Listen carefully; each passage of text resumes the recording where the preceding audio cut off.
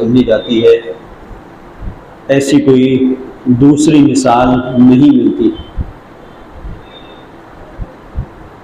چونکہ ایک بزرگ ہستی کی سارے ثواب کی مجلس سے میں نے سورہ مجادلہ کی اس آیت کو عنوان گفتگو قرار دیا، اور اسی کے ضمن میں بہت مختصر سی گفتگو کہ جس میں ارشاد ہو رہا ہے یرفع اللہ الذین آمنوا منکم وأوتوا العلم درجات، اللہ صاحبان ایمان اور صاحبان علم کے درجات کو بلند کرتا ہے، اللہ بلند کرتا ہے۔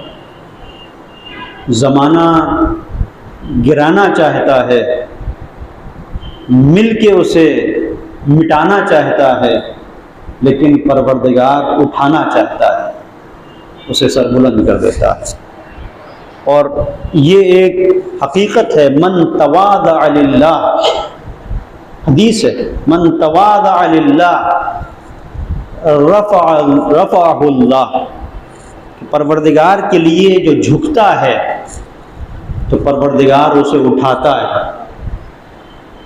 اور رب کریم کے آگے سر کو جھکا دو گے تو یہ سمجھ جاؤ کہ اگر تم نے اس در پر سر کو جھکا دیا ہے بارگاہ رب العزت میں، تو یہ میرا کام ہے کہ تمہیں دنیا کے سامنے سر بلند کروں گا۔ اور یہ ایسی شخصیتیں اس کی مثال ہیں۔ یہ جو آیت ہے سورہ مجادلہ کی، ظاہراً 11 نمبر کی آیت، اس آیت کو اور اس سے پہلے کی جو گفتگو ہے اسے ذرا سا آپ اگر توجہ دیں تو ایک تو یہ منزل ہے کہ یرفع اللہ الذین آمنوا منکم وأوتوا العلم درجات، پروردگار نے یہ نہیں کہا ہے کہ میں صاحبان ایمان اور صاحبان علم کو فوقیت دیتا ہوں، ایک درجہ دیتا ہوں، ان کا مرتبہ بلند ہے، ایک منزل پر انہیں میں نے بلند رکھا ہے۔ آپ محسوس کیجئے گا جو قرآن نے لفظ استعمال کی ہے، درجہ کی لفظ نہیں ہے، درجات کی لفظ ہے، یعنی کتنی بلندی، یہ ہم اس کا اندازہ نہیں لگا سکتے کہ پروردگار بلند رکھتا ہے علماء کو اور صاحبان ایمان کو۔ اور اس سے ایک چیز اور سمجھ میں آتی ہے کہ جو صاحبان ایمان کے ساتھ علماء کا تذکرہ کیا ہے، صاحبان علم کا، اس سے ایک بات اور واضح ہوتی ہے کہ جو صاحبان ایمان ہوتے ہیں وہی صاحبان علم بھی ہوتے ہیں، دو الگ الگ چیزیں نہیں ہیں۔ جو صاحبان علم ہیں وہی صاحبان ایمان بھی ہیں۔ اور پیغمبر کے سلسلے سے اس مفسرین نے جس آیت کے ذیل میں جو گفتگو کی ہے، آلوسی نے، تفسیر صاحب البرہان نے، دیگر بزرگوں نے، تو آپ اس میں دیکھیں کہ کس طرح سے اس درجے کو بلند قرار دیا ہے کہ مفسرین نے نقل کیا جو شان نزول ہے آیت کا کہ پیغمبر اپنے خاص اصحاب کے ساتھ، جنہیں اصحاب صفہ کہا جاتا ہے، بیٹھے ہوئے ہیں، اصحاب کے ساتھ بیٹھے ہوئے ہیں، گفتگو ہو رہی ہے۔ اتنے میں کچھ وہ لوگ کہ جو میدان بدر میں مجاہدین کے طور پر آگے آگے تھے آتے ہیں، آنے کے بعد بزم کی طرف ایک نظر ڈالتے ہیں، دیکھتے ہیں کہ سب لوگ بیٹھے ہوئے ہیں، جگہ نہیں ہے، کھڑے رہتے ہیں، کھڑے ہو جاتے ہیں۔ پیغمبر ان کو دیکھتے ہیں اور لوگوں کو دیکھتے ہیں، لوگ اپنی جگہ سے اٹھنے کے لیے تیار نہیں۔ اچھا، یہاں پر آپ ایک قرآن کریم ایک اسلامی تہذیب کو بھی بیان کر رہا ہے۔ قرآن کی جو اس سے پہلے کی آیت ہے ظاہراً فَافْصَحُوا لَكُمْ، اگر کچھ ایسی جگہ ہے جہاں پر پہلے سے آپ بیٹھے ہوئے ہیں، پہلے سے کوئی گفتگو ہو رہی ہے، بات چیت ہو رہی ہے، میٹنگ ہے آپ کی، کچھ بھی ہے، بعد میں اگر کوئی آنے والا آیا ہے تو قرآن کہتا ہے کہ یہ اسلامی ادب ہے، چاہے جگہ ہو لیکن اس کے لیے کھڑے ہو جاؤ، تھوڑا سا اسے رسپیکٹ، اس کو آگے بلاؤ۔ یہ قرآنی تہذیب ہے، اسلامی تہذیب ہے۔ اب بعض لوگ سمجھتے ہیں کہ جس جگہ پہ اگر بیٹھے ہوئے ہیں وہاں سے ہلے تو اس کا مطلب یہ ہے کہ یا تو جگہ گئی یا پھر لوگ کہیں گے کہ بہت ہلکا آدمی ہے۔ لیکن یہ نہیں سمجھتے کہ یہاں اگر جگہ چھوڑ دیں گے تو وہاں جگہ بن جائے گی. یہاں تھوڑی سی جگہ چھوڑیں گے تو وہاں جگہ بنے گی، اور ہلکا نہیں. یہ وزنی انسان ہے. جب وزن ہوتا ہے تبھی پلڑا جھکتا ہے، تواضع وہیں پیدا ہوتی ہے. تو آپ دیکھیں کہ حضور کی خدمت میں حاضر ہوئے بدر کے کچھ مجاہدین.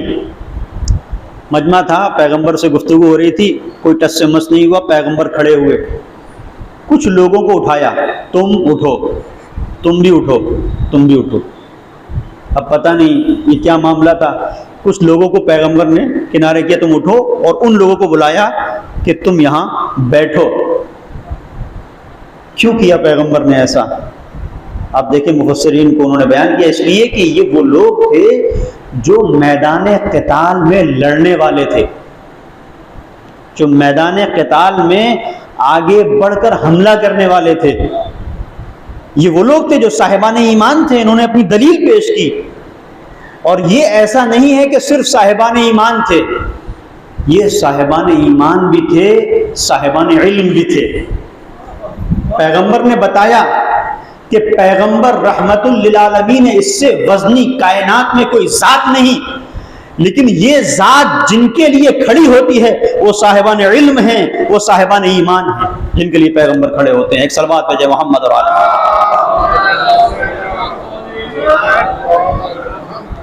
اور اسی سے ہم نے یہ چیز لی ہے جو عام طور پر دیکھتے ہیں. اب کسی عالم کو دیکھتے ہیں ظاہری طور پر لباس میں لوگ کھڑے ہو جاتے ہیں، یہ سیرت پیغمبر ہے.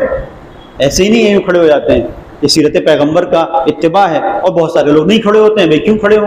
ٹھیک ہے، سیرت پیغمبر ہے، آپ کا عمل کرنے کا دل نہیں چاہتا ہے، نہیں کریں، لیکن آپ عمل کریں گے تو اس کا ثواب ملے گا. اب یہاں پر ایک مرحلہ قابل غور ہے، تھوڑی سی توجہ چاہتا ہوں.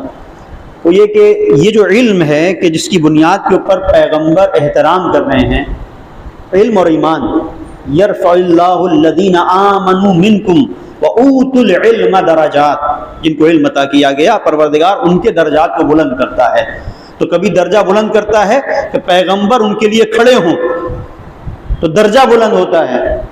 اور یہ اظہار ہے اس بات کا کہ ان کی شخصیت پیغمبر کی نظروں میں عظیم ہے، جو صاحبان علم ہیں ان کے لیے.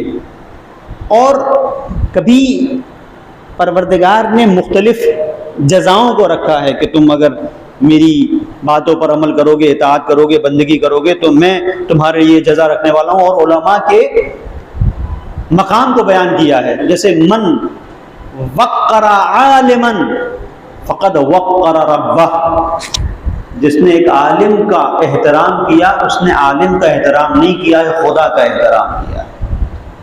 من وقر عالما فقد وقر ربہ، جس نے ایک عالم کا احترام کیا اس نے خدا کا احترام کیا.